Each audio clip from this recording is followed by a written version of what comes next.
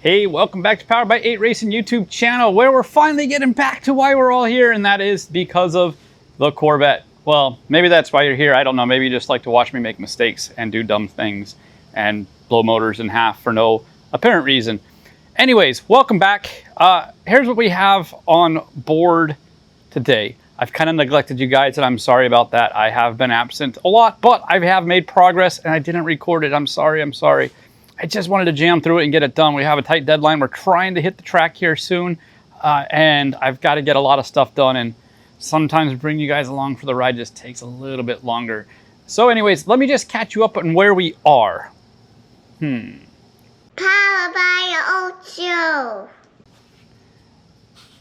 All right, so as you see, we got the motor and the driveline, transmission, all that good stuff is back in the car. Here's the stuff I have left to do. I need to get the intake on. I need to make sure that it's going to fit through that hole. I used that test block, remember? Maybe I showed you, I don't remember, I'm so bad. I used that to mock this hole up, and hopefully we got it right, because if not, we're gonna have some problems. Anyways, gotta get that done. The box is done. There's the cover for it right here. That's good to go. Get the intake on, fuel rails. I do need to make a new coil pack harness. If you remember, we believe that, well, not believe, but we know that the coil pack harness that I had failed on number 8, I believe it was, or 1, 2, 3, 4, 5, 6, 7, whatever it is. Anyways, it failed over there somewhere. And so I got to make a new one. If I don't have time to make a new one, I've got all the stuff to make it, but if I run out of time, I'll just end up ordering one, which I don't want to do.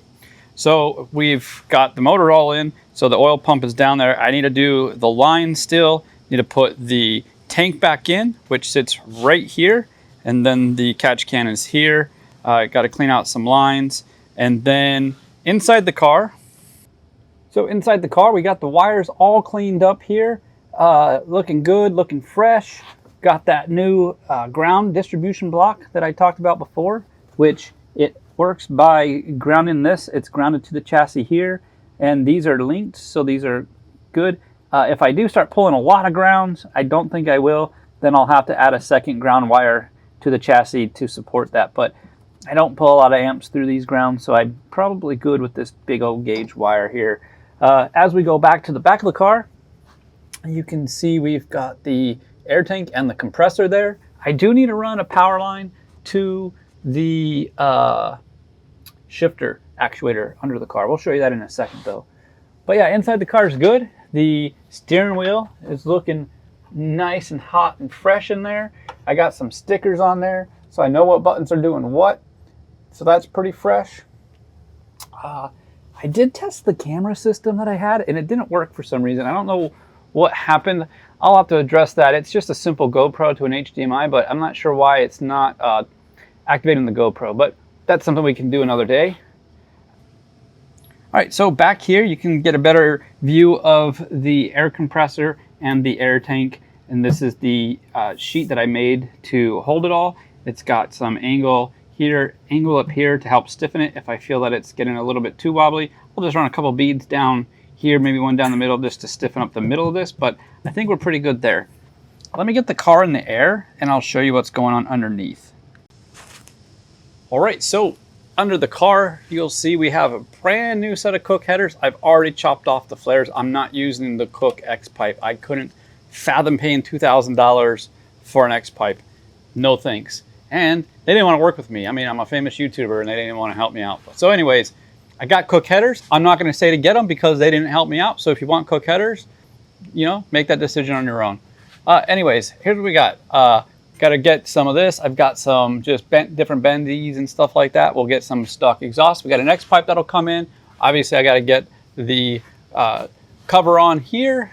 And as we go back, we have the sequential in, and up in here, you'll see this blue thing.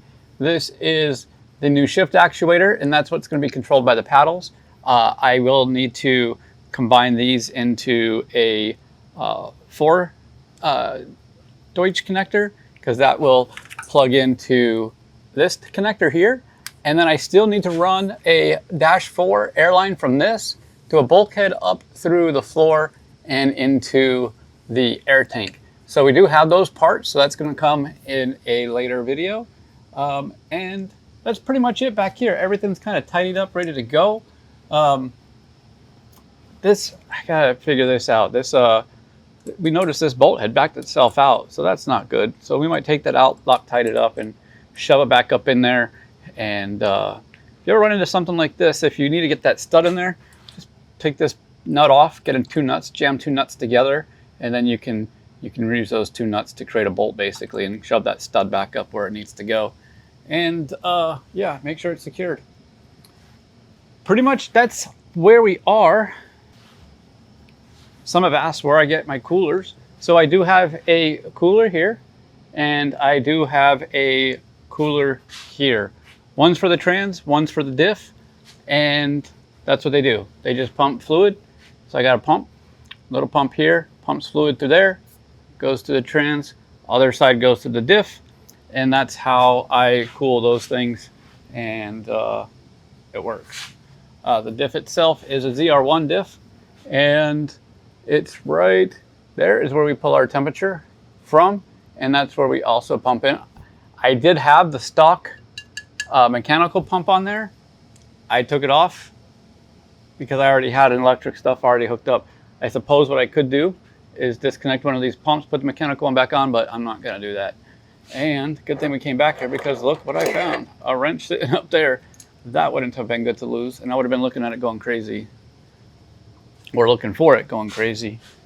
This is where the oil filter goes. We pull temps from this, and we pull pressure from the top. We pull our knock sensors off the block since it's an LS3. And you LS6 guys can do this too if you want to get rid of the Valley knock sensors. You can do this too. You just got to make sure your HP tuner tune does it, and buy the extension harness that they sell to get those knock sensors down here. We also pull our oil from here since we're running a daily oil pan for the dry sump pump. Obviously run the AMT camber kit.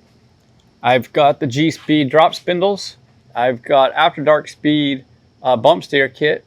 We need to reset this though, because we are going to be running a different ride height, so probably should adjust our bump steer, so expect a video on how to do that. And then the G-Speed Penske double adjustables. That third stage is really where you need it, because that makes it the sweet spot, but it increases the price by like 100%. Anyways, let's see what else we got on the car. Oh, that's pretty much it. Oh, remember I broke this. So this works out really well for me. It's that FDM, I think it's FDM, right? The Drifter guys bracket. It's C0512552 is part number. Anyways, just get one of those. It didn't break until it broke, and then I was screwed. So, yep. One other thing that I have to address is the splitter mounts. This is where the splitter mounts. I have a bracket that comes off this way, a bracket that comes off this way, and it's basically just 1-inch square tube that the splitter slides over. The problem is just getting it aligned is very, very difficult. So I have a solution for that, and it's going to be more of making it a U versus a tube that slides in, and then that way I can just get it up in there and it helps self-align, and then the pin will be in there. If I need to add strength through for that pin, I'll just add some washers and weld them on there first for strength. But I don't think I'll have a problem with that. So, yep. Turn 1 power steering pump, LS3 water pump, and ATI pulleys required for the daily dry sump. So that's where we pretty much are with the car. You can see there's still a lot of work to do, but it's work that I can get done fairly quickly if I just jam through it. So, but let me know, what do you guys want to see? Would you rather see a 20-minute, 30-minute video of me doing a specific thing or a couple different things? Or would maybe a 10-minute video of me just piecing together a quick project? It shouldn't be too hard to get out there for you guys. And like, for instance, when I do the airlines for the compressor tank, you know, I could make a short, quick video on that, but I don't know if you guys would watch that, or if you guys want me to make it a longer video where there's a couple different things that are in that video. So let me know in the comments what kind of stuff you guys want me to show you. Again, I set out on building this car with the expectations to build a motorsport grade car in my garage. It's been difficult. There's been some trials and tribulations, but we've made it this far and we're going to just keep going with it. So thanks for watching. Be sure to comment what you want to see in the future, and I will hopefully be able to capture that for you. See ya next time working on the car. Powered by your old show.